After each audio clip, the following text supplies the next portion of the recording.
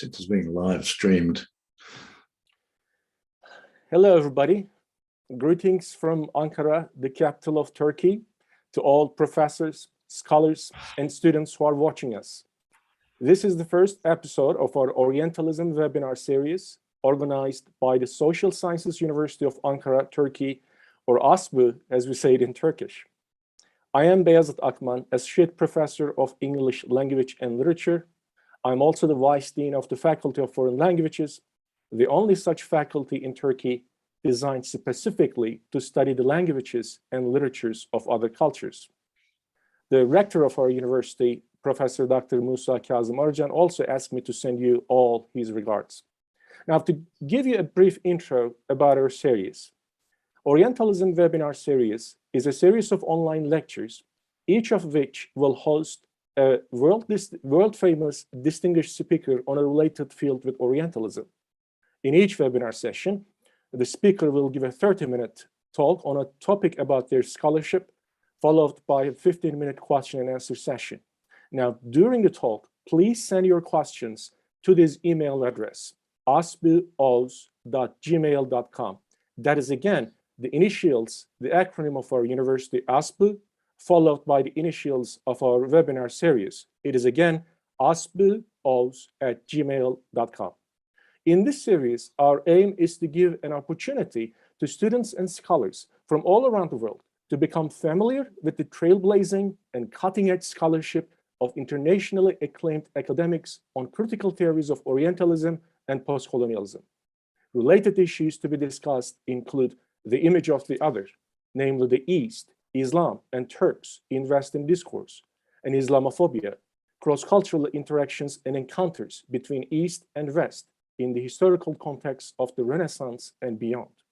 With the gracious contributions of these important scholars, we hope to inspire more emerging students and scholars to see the rich possibilities of potential research topics in the significant area studies, also with necessary updates.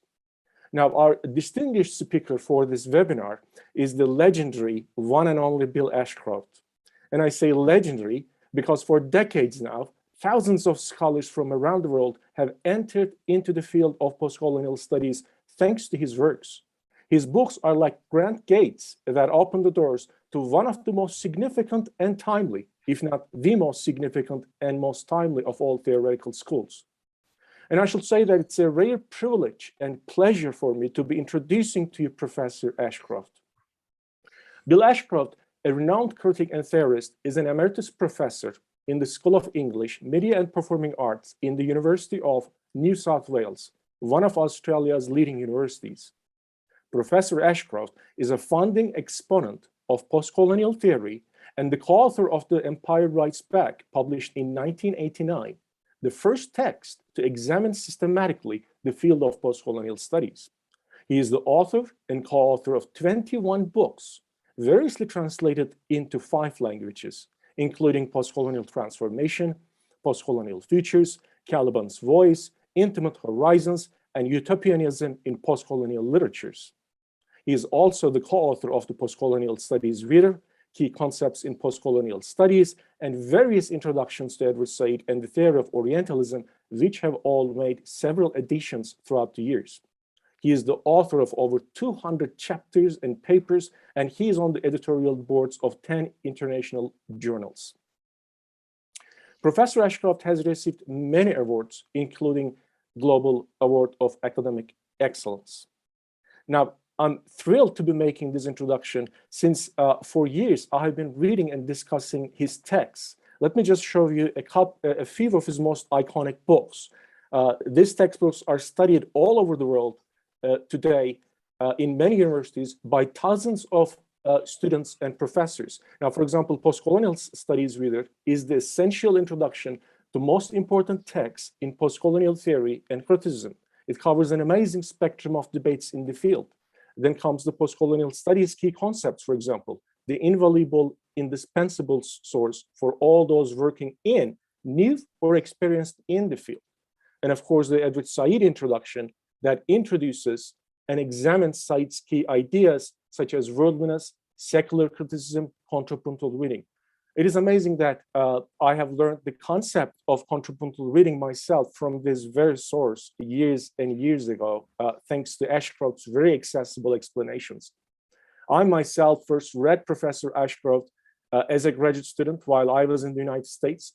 Then I read him as a scholar while I was a PhD student. And now I'm teaching his text in all of my postcolonial and cultural studies courses. And it is how it is. If you will study postcolonial studies, you will enter this field through his corpus. There are no two ways around it. Now, students and scholars worldwide, without any further ado, the one and only Bill Ashcroft. Professor, I thank you very much on behalf of our department, faculty, and the university for accepting our invitation and accepting to be the first speaker in our series. That is so kind and generous of you. Welcome to Orientalism webinar series. And now the floor, well, I should say the screen is all yours, Professor. Well, thank you very much, Professor Ackman. It's a great honor to be the first speaker in this series, and I'm sure it's going to be a very interesting and lively series. I've taught Orientalism quite a bit to students, but I thought that most people listening will be well aware of the groundbreaking work of Edward Said. So I chose to speak about post-colonialism today. And I'm going to share my screen and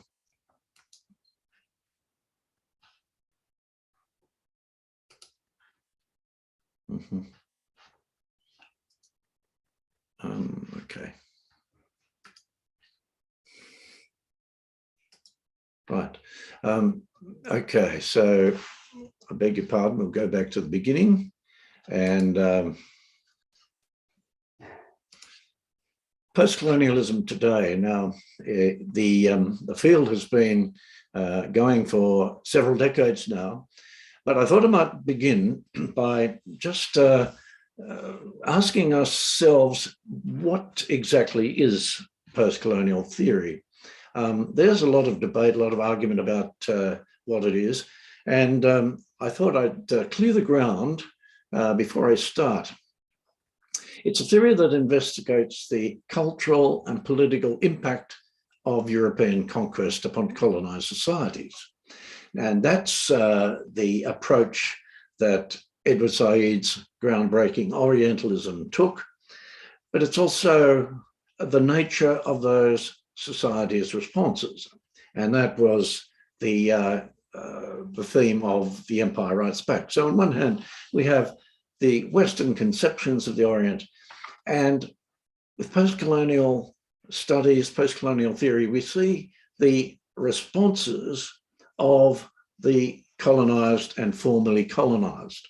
Now, what about the post? Of course, this causes a lot of angst and concern with a number of people, because quite rightly they say, well, colonization hasn't ended.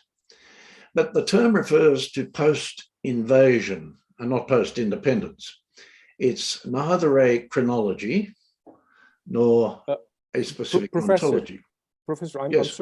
I'm sorry to interrupt, but I think you can make your PowerPoint presentation full screen so that we can see it. Full screen? Yeah, if you can just open it, I think that will be much easier. I see. I thought it was. Okay.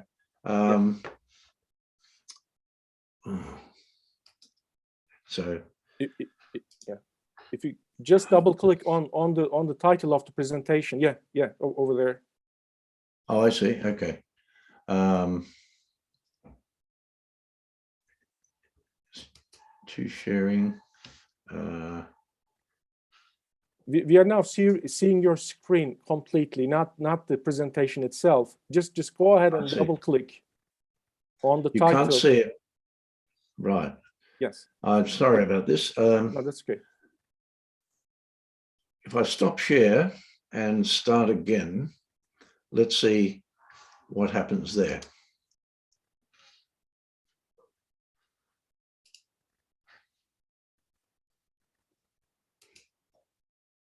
No. Oh, dear. Okay.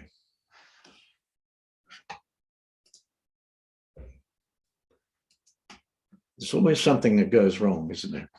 That's okay. That's okay. Okay. Okay. Yes. Is that any better? Perfect. It's perfect now. Oh, Thank okay. you. Oh, good. Okay. All right. So a lot of debate and argument has proceeded about the post. So as I suggested, the term refers to post-invasion, not after colonialism. It's not a chronology, and neither is it an ontology. There's no specific way of being post-colonial. And so it's above all a way of reading. And I think that's going to be important when we consider the ways in which post-colonial theory can intervene in our present state of power structures. So it's a reading practice that draws attention to the profound and continuing effects of colonization upon literary production, anthropological accounts, historical records, and scientific and administrative writing. But above all, it is a reading of post-colonial literatures. Now, I'm particularly interested in the literatures written by colonized people. And it's interesting to realize that post-colonial theory, in fact, emerged in literature departments because for reasons that I'll talk about in a minute. Now, post-colonial studies is populated by a very wide number of people, what I call a convivial critical democracy. Convivial meaning living together, and all kinds of approaches are gathered into this very wide-ranging field.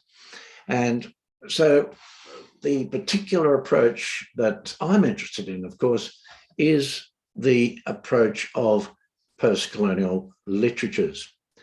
Now, the role of English is interesting. Of course, post-colonial doesn't only refer to literatures written in English, but I am particularly interested in the ways in which English has been appropriated. So how did it come about? Well, Lord Macaulay's Minute to Parliament in 1835 was a major milestone. Now, the Charter Act of 1813 had devolved responsibility for Indian education on the colonial power. And there is a lot of argument about how this should be done. On the one hand, you had the Orientalists who thought that education should be conducted in the student's native tongue. And on the other hand, you had the Anglicists, of which Lord Macaulay was a supreme example. And in 1835, he stood up in Parliament and he made the case for English as a medium of elite instruction because, amongst other things, the claims of our own language, it is hardly necessary to recapitulate. Now, we won't go into the enormous self-confidence and arrogance of Macaulay in doing this, but the important thing was that English became the medium of instruction for Indian elites. Now, the consequences of this were something that the imperial powers could never have anticipated. The appropriation and transformation of English was something the colonial administration just could never have guessed. Indian writing in English transformed English literature, igniting an upsurge in writing by colonized people. Now, of course, there's plenty of arguments surrounding the use of English. And of course, Ngugi Thiong'o says the colonization of the mind is, led by the forcing students in colonies to learn English. But something interesting happened. Why English? Why did writers choose to represent themselves in the colonial language? Well, I want to suggest that to choose a language is to choose an audience. And what happened was, by choosing a global language, post-colonial writers could choose the widest possible audience. So an interesting thing occurred in the 90s. There was this interaction between post-colonialism and globalization. The language of post-colonialism drove the cultural turn in globalization studies in the 1990s. Simon Shikandi says they are similar in that they have at least two important things in common. They are both concerned with explaining forms of social and cultural organization, whose ambition is to transcend the boundaries of the nation state, and they seek to provide new ways to understand cultural flows that can no longer be explained by a homogeneous Eurocentric narrative of development and social change. Now, I won't elaborate on those, but basically what Shikandi has pointed out is that this cultural turn in globalization studies was driven by the language of post-colonialism, because they shared both a perception of the nation and a perception of the nature of cultural flows in and between global societies. So let's think about post-colonial futures. I'm moving into talking about post-colonialism today, and there's a plethora of ideas about the future of post-colonial studies arose around the beginning of the century. And some of those are transnational literatures, transculturalism, multiple modernities, world literature, cosmopolitan, the post-colonial sacred, and post-colonial eco-criticism. Now, I could give a lecture on each one of these things, and particularly some questioning about the nature of world literature, for instance. Which world are we talking about? The whiteness of cosmopolitanism. But I am interested in taking the field into the continuing relevance to contemporary society. The empires of cultural, technological, economic power and their colonizing effects. The globalization offers the opportunity for both neo-imperialism and anti-imperial empowerment, an interesting concept. And of course, we have the term globalization, which is a suggestion that globalization is not necessarily a constant top-down pressure on communities and societies. There's also an interchange where communities can intercept, interact, and intervene in globalization. And this is a central tenet of post-colonial theory, because what I have always been concerned about is the agency of the dominated to intervene, to interact, and to transform the technologies of dominance. The post-colonial language of globalization gives a clue about the future of the field. And I, however, want to develop post-colonial studies in a particular way. So how am I developing post-colonial studies? Well, I want to look at three themes: post-colonial utopianism, borders and bordering, and the concept of transnation. Now, each one of these is a concept that has particular purchase in the development of post-colonial studies, because each one of them is a concept that grapples with some of the major issues of the world today. So, firstly, let's look at post-colonial utopianism. Now, Utopianism is, for a lot of people, a dirty word, because when they talk about utopia, they are talking about some vain, wishful thinking, some no place that can never be reached. But the relationship between utopian studies and postcolonialism is very interesting, because the Utopian Studies Society was formed in 1988. The Empire Writes Back was published in 1989, and yet there's been no interaction between these two fields of study since then, until recently. A number of a number of people, including myself, have seen the importance of utopianism to post-colonial efforts to resist and claim independence. Now, my utopian interest in utopianism really stems from Ernst Bloch's magisterial The Principle of Hope, which was translated into English in 1986.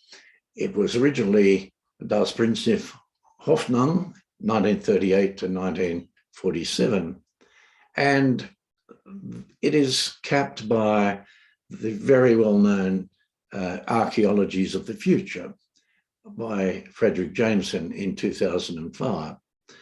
So utopian studies, the interest in utopianism has been very active throughout the 20th century. And the difference between utopia and utopianism is incredibly important, because there is a difference between the placeless place, the no place, that is utopia, and the spirit of hope.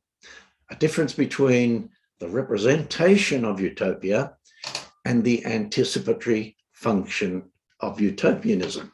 So you can well imagine how the anticipatory function of utopianism, the principle of hope, was important to post-colonial societies, because if you only can imagine a different kind of future, then you have begun the journey towards that future.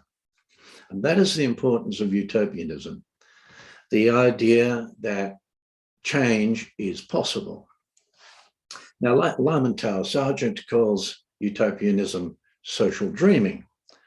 Ruth Levitas says the desire for a better way of living expressed in the description of a different kind of society that makes possible that alternative way of life. The irony of post-colonial utopia, though, is quite distinct.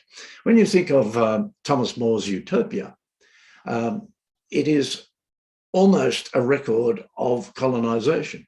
King Utopus invades the land, changes its name, civilizes the indigenous inhabitants, and cultivates the natural wasteland. This is almost a textbook for imperial control and colonization, particularly British colonization throughout the world. So it's ironic that today post-colonial writers should have that, cling to that principle of hope of the future, the idea that change is possible. Now, for Ernst Bloch, the importance of art and literature in imaging a different world could not be overemphasized. And Ben Ockrey says, writers are the dream mechanism of the human race. So literature is incredibly important in the hope for the future, because literature is a way in which a different kind of world can be imagined. If you think about it, all literature is utopian in the sense that it is imagining a different kind of world.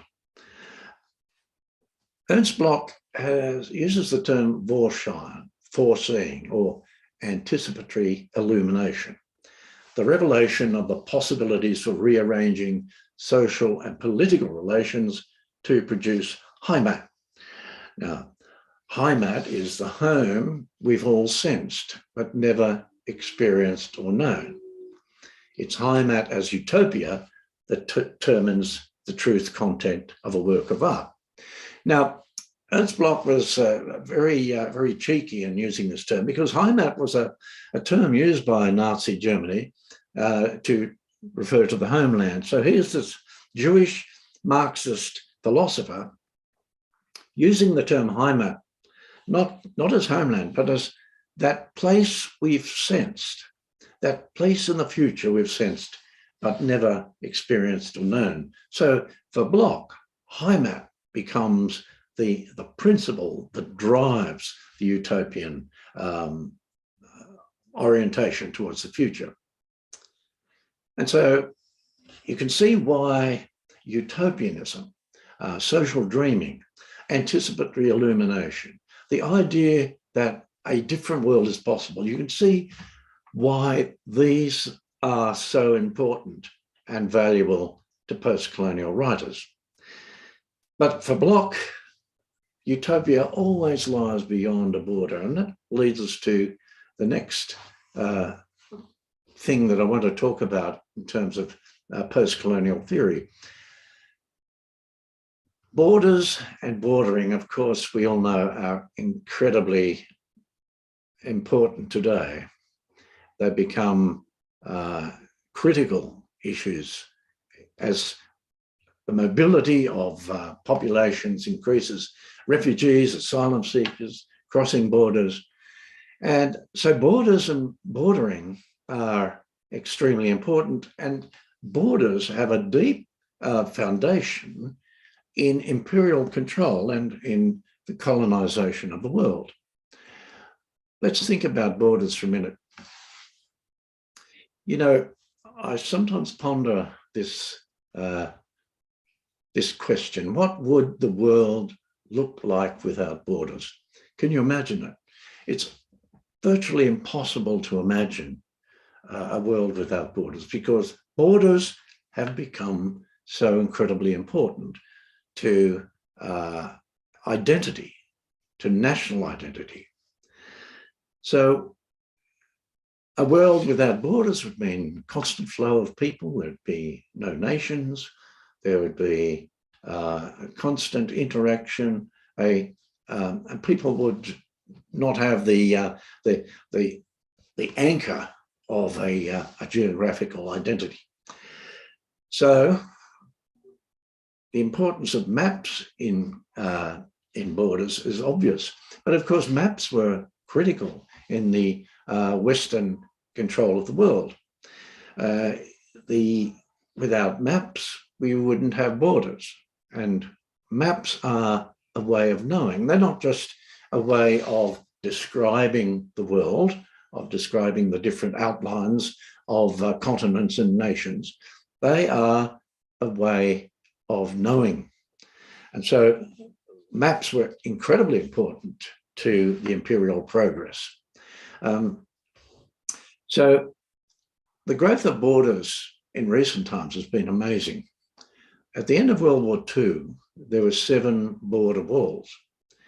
And when the Berlin Wall fell, there were 15 border walls. But today, there are 77 border walls or fences, and probably more than that, as border walls and fences increase, even as we speak. So borders are growing, and growing exponentially, you might say. But what is a border? When we think of a border, we think of fences, we think of walls, we think of lines on a map, we think of the edges of nations, we think, in a place like Australia, for instance, we think it's an island continent, and we think of that as the border. But I want to suggest that a border is not a thing, but a practice. And you can see why the maps, borders, imperial control are so intertwined. A border is not a thing, just a thing, but it's a practice. It's both a consequence and a production of power relationships. So bordering is a term that I use to describe the ways in which borders are created within the nation, within the society. And these bordering is deeply implicated in imperial control of the world. Now, a most notorious border, of course, is that between India and Pakistan, created on the 15th of August 1947. It led to unprecedented migration, massacres, a solution for Britain, but not for South Asia, and introduced 70 years of conflict. So here's a stark example of the way in which the imperial control, the imperial construction of a border led to chaos and catastrophe. But there are many other borders, and another notorious border, of course, is the border around the West Bank. Now, I really like this image because what we see is a picture of hope. What's been painted on this of this wall is a whole, and beyond it, the vision of a desert island, the vision of a different world, the vision of hope, and it's a vision that really undermines, at least psychologically, the power of that wall. And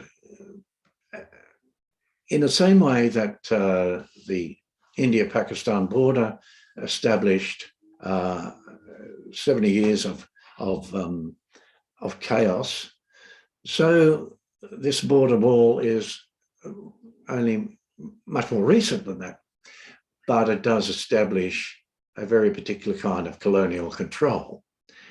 And it's interesting to think that today, geographical borders, geographical imperialists, there's really only three in the world: China, Indonesia, and Israel. Nevertheless, the function of bordering is operating in every society and every nation. Now, in Cavafy's poem, Waiting for the Barbarians, he says, "Why this sudden restlessness and confusion? How serious people's faces have become. Why are the streets and squares emptying so rapidly? Everyone going home lost in thought. Because night has fallen and the barbarians have not come. And some who have just returned from the border say, there are no barbarians any longer. Now, what will become of us without barbarians? They were, those people, a kind of solution." Now, this is a brilliant poem because what it shows is that all nations need others. All nations need outsiders, because it's the other that determines the self. And it's by having barbarians beyond the borders that we have a solution to here we are. And so contemporary nations have taken up the idea of bordering very, very enthusiastically. And yet I want to suggest that before the emergence of nations, there weren't really any fixed borders in the way we understand them today. And yet in the 19th century and early 20th century, the progress of European empires established borders quite severely and strictly. And these have been taken up. We have on one hand the Indian-Pakistani border established by the British Empire. On the other hand, we have the border of around the West Bank established by the Israeli Empire. But as I said before, borders are a practice. They're not just a geographical line on the map, but they are a boundary within. Now, the boundary of the state says Mitchell, never marks a real exterior.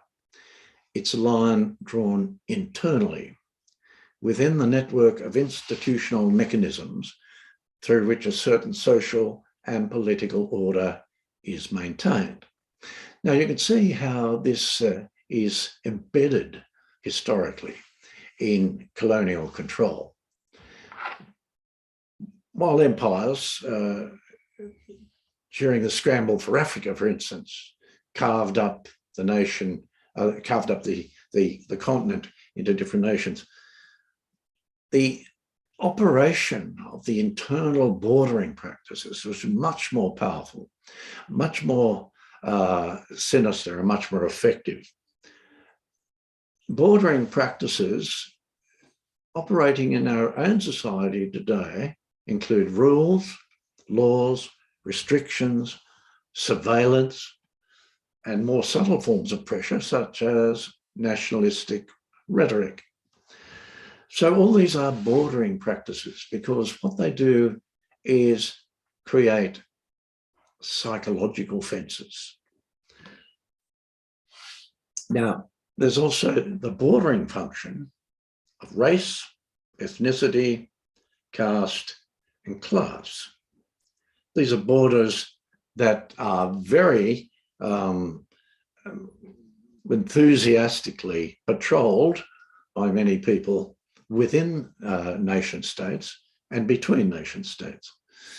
But this is something that Edward Said was talking about when he was talking about Orientalism. He was talking about the bordering practices of race, ethnicity, and caste, and to a certain extent of class as well. So Simonson suggests there are 8 borders or boundary markers as criteria for national membership. There's national ancestry, being of the national religion, birth on the country's soil, having lived in the country for most of one's life, language skills, respect for the country's laws and institutions, having host national citizenship, and feeling as part of the nation.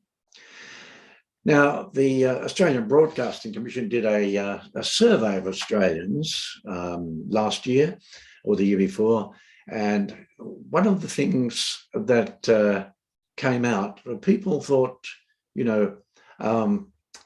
that respect for the country's laws and institutions was the major thing that made them Australian. So you see, it's not just living within the geographical border, there's living within the bordering practices of the state that is important for people establishing a certain kind of identity. Now, when we have borders, how do they relate to literature? Well, I want to suggest that the horizons of literature are always going beyond borders. And Salman Rushdie in Step Across This Line says, good writing assumes a frontierless nation. Writers who serve frontiers have become border guards. In our deepest natures, we are frontier crossing beings. We know this by the stories we tell ourselves, for we are storytelling animals too. So this is extremely interesting, let's say the disruptive border crossing nature of literature, because in its capacity to imagine a different world, it crosses those borders that are patrolled by the bordering practices of the state.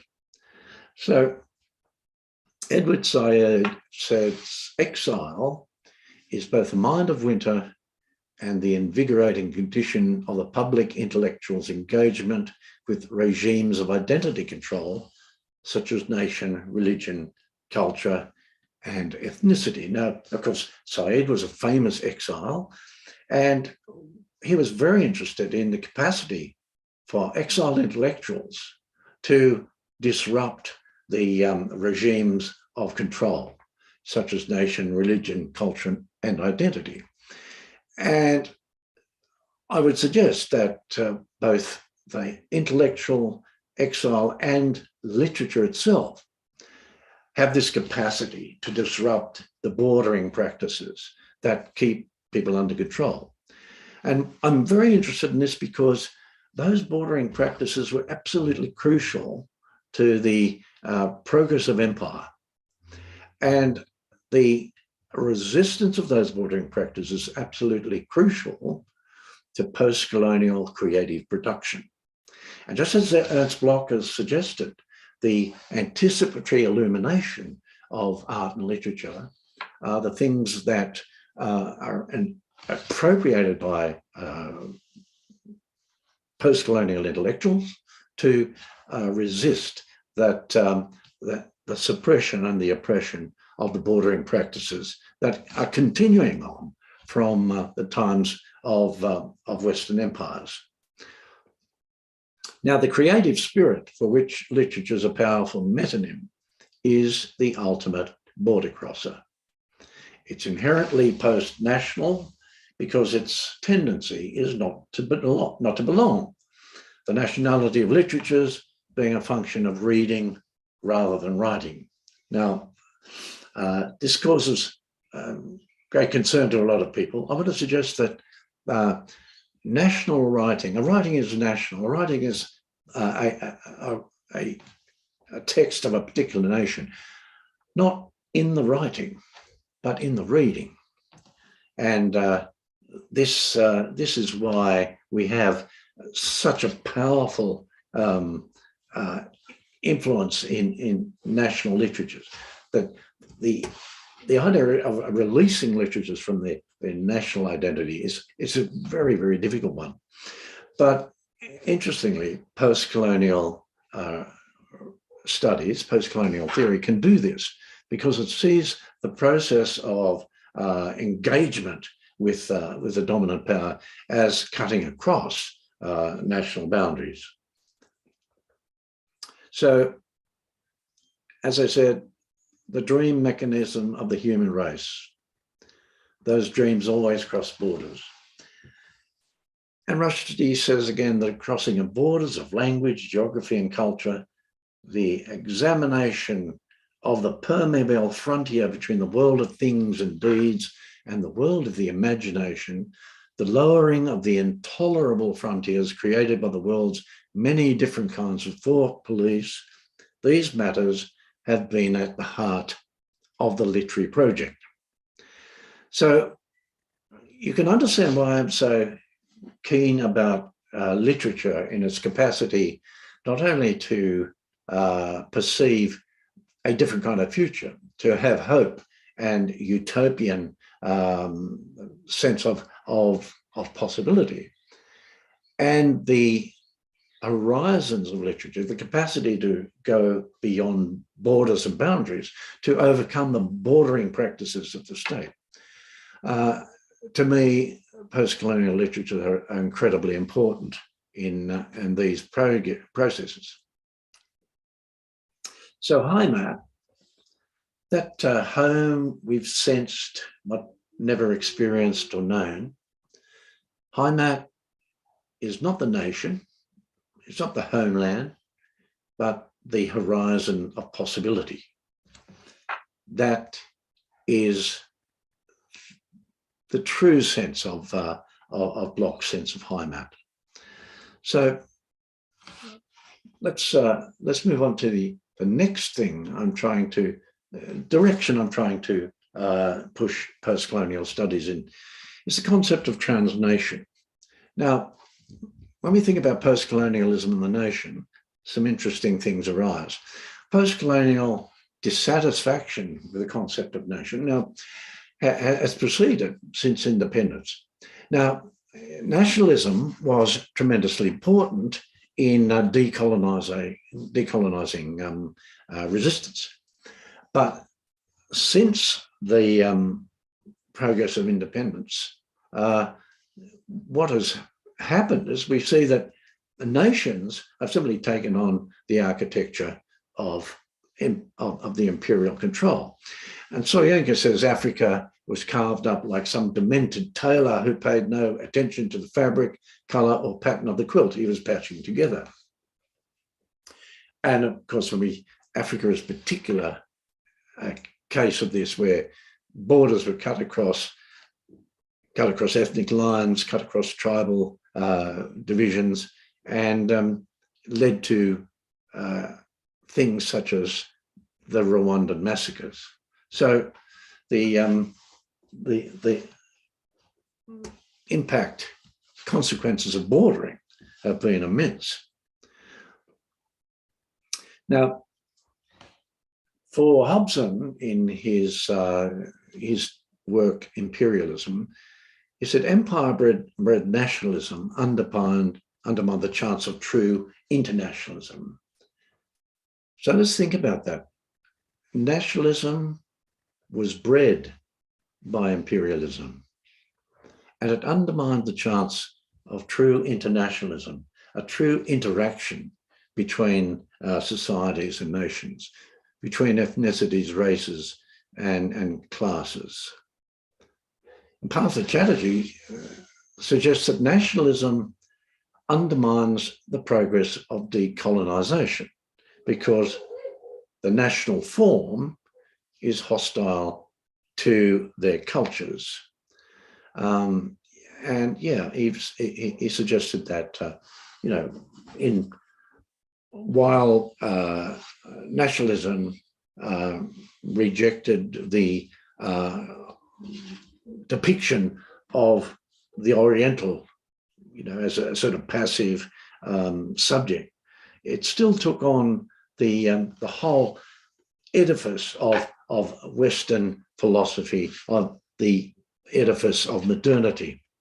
So it reverses the problematic of Orientalism, but still operates within the Orientalist thematic, the post-Enlightenment structure of science, knowledge, and reason. So post-colonial utopianism bred a critique of the nation state. Now, interesting is Rabindranath Tagore and Mahatma Gandhi were both perhaps not just suspicious, but quite critical of unfettered nationalism. And that's extremely ironic, because Tagore has written the words for the national anthems of both Bangladesh and India, whereas Gandhi became a kind of national saint, secular saint.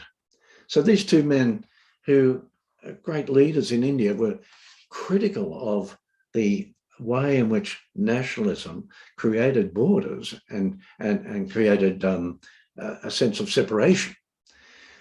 And yet they become icons in their respective nations.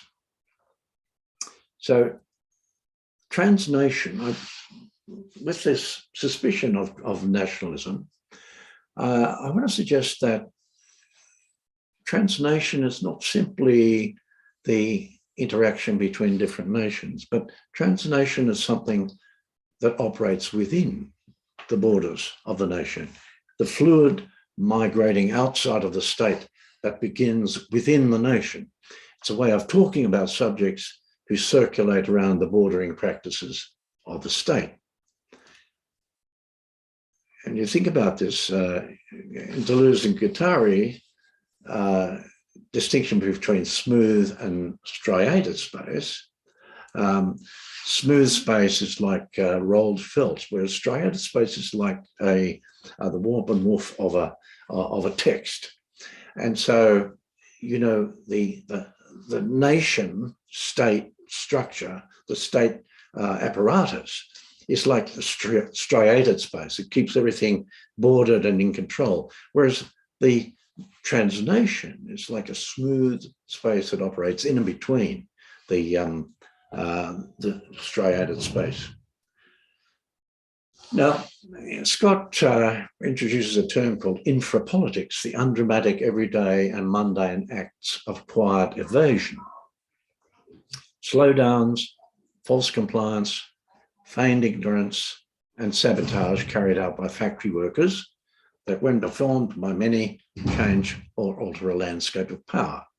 So we see that there is a capacity for dissent and disruption and resistance within the state, but it's not necessarily and always an active resistance carried out by transnation. It is the potential of subjects to circulate around the bordering practices of the state that makes the state extremely nervous. And that's why you have the rise of this great alibi of state, national security. They raise the spectre of national security whenever they want to control the populations of the nation. And so this, I want to suggest, is a continuation of the colonial practices of empire. And just as the independent post-colonial states took on the architecture of colonial control, so the subject's capacity to circulate around the state is suppressed constantly by the state. So the creative spirit is still the ultimate border crosser, and I want us to hang on to that, because post-colonial literatures continue to cross borders, the borders of the state, the borders of power, the borders of control, and the creative spirit, whether in art or literature, continues to cross borders. And the creative spirit is the natural home of the transnation. So thank you very much for that. And if there are any questions, we might go for that. Thank you very much, Professor Ashcroft, for this very informative lecture. It was very inclusive and with lots of updates on post-colonialism, you know, very fit for the title of post-colonialism today. I have a million of questions, and we have quite a few questions as well from the audience as well. Let me just start with this question. You have talked about a post-colonial utopianism on one hand, right, which actually, you know, and you mentioned this, you addressed this issue. When you say utopia, it sounds rather pessimistic, you know, as if, you know, no bright future is ahead. But it's not your argument. Your argument is a much more hopeful one. It's a much more optimistic one. So there is that on one hand. On the other hand, there are also these borders and walls. I mean, you mentioned that there's 77 borders and walls today. So how do you reconcile that too? You know, on one hand, there's this rather dire, you know, situation of even more walls and even more discrimination. You know, there's refugee crisis, so on and so forth. And on the one hand, you sound rather hopeful in terms of, you know, how these previously colonized people can reach for a better future. Could you please elaborate maybe a little bit more on that? Absolutely, yes. The apparent tension between these things can be resolved in my concept of the transnation, but let's think about utopia. Now, utopianism is the idea that things can be different, and we see without that, no kind of social change is possible. And I want to suggest that we see this operating within the climate crisis. People are resisting the climate crisis and trying for change.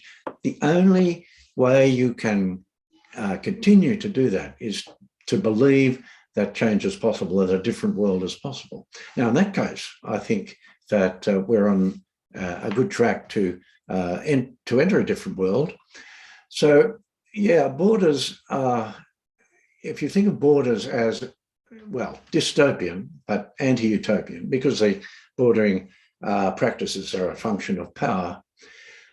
Well, I think that the capacity of the members of nations to circulate around those borders, the potential of them to circulate around those borders, is a truly utopian possibility. And so let's get away from, I mean, I suggest that people, when they think about utopia, they think about this vain, wish-fulfilling pie in the sky. But what Ernst Bloch is talking about is the capacity to hope, the capacity to imagine a different world. And so I think that those are the ways in which these two things can be reconciled.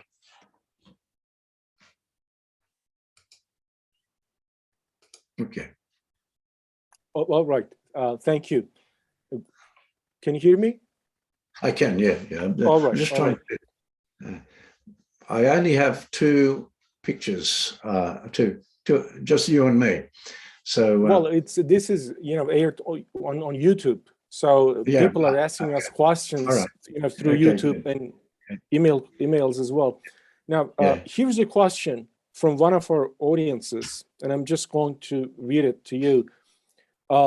You have talked about the connection between borders and national identity.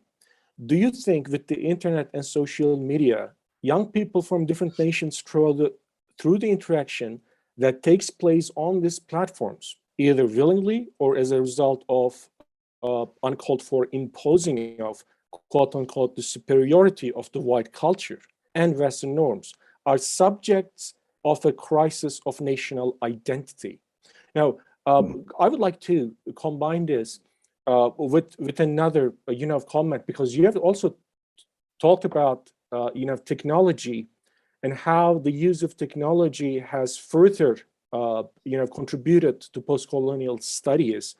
So what do you think about the role of social media outlets on one hand, globalization on the other hand, neocolonialism on the other hand? Do you think that it is contributing to this utopianism, or do you think that social media outlets are already co-opted, by the cultural hegemony? Well, what's your take on that?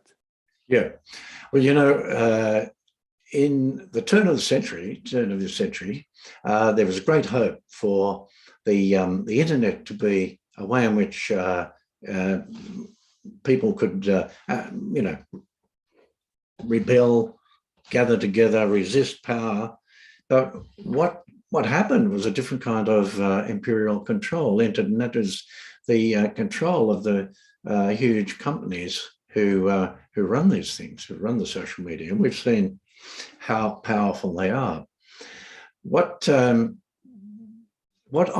My hope here is that the people who use social media can circulate around the structures and the power that is shared both by nation states and these enormous global companies.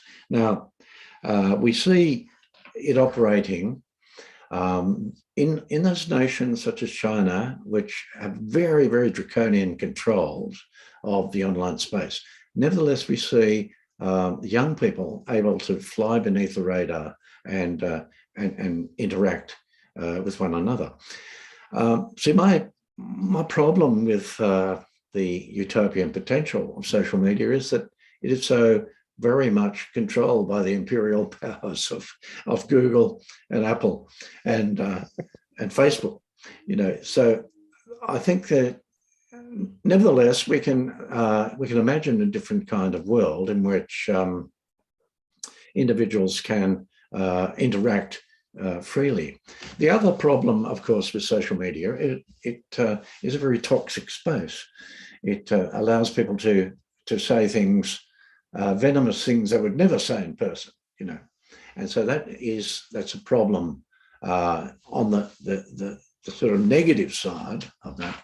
But I still think that there is a kind of utopian hope in the capacity of individuals to circulate, A, around the structures of the state through social media, and B, to avoid the oppressive control of large corporations. Now, that might be pie in the sky, but I do think that is the way in which the utopian capacity to imagine a different world might operate within the technological world that we have today, which can seem to a lot of people to be quite dystopian. Thank you so much, Professor. Now, one last question before we let you go. What do you suggest to a new generation of scholars and students who are just starting to study postcolonial scholarship and Orientalism? What do you suggest to the people who are just at the beginning of the road, Professor? Okay, that's a good question, Professor.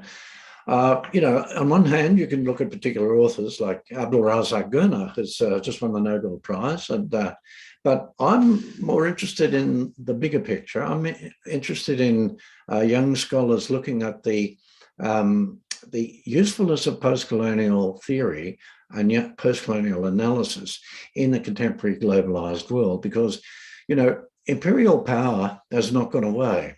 It's transformed itself, and it might not be in the form of global empires as we saw in the 19th and 20th centuries, but it still operates and has the capacity to mutate and transform itself. So I think if I was a young scholar starting, I'd look at the capacity of postcolonial theory and postcolonial analysis to address the operations of imperial power in the world today through global technology, through the internet, and also through the operation of nation states. Because, we think people used to say, well, the global economy doesn't worry about the nation state, but actually the nation state is critical for the operation of the global economy. So the capacity of individuals to circulate around the structures of power, not just of the state, but as I said, the imperial power of corporations, is a way forward. So see, a lot of people think of, well, postcolonial studies, that's all about stuff that's ended, empires are over now. But in fact, they're not. Empires are still very much active. And the empire of Western modernity, if you like, the empire of online control, these things are a rich field for postcolonial analysis, I think. Professor Bill Ashcroft, thank you very much. Thank you very much for your for this very informative lecture and addressing to our questions. Thank you very much. Thank you very much, Professor Ackman. I wish your series all the best. Thank you very much. It was a privilege and an honor, sir. Thank you. Right. Thank you. Now, for all of our listeners, that's the end of our webinar today. We will see you again in our next episode of Orientalism webinar series organized by ASBÜ. Thank you.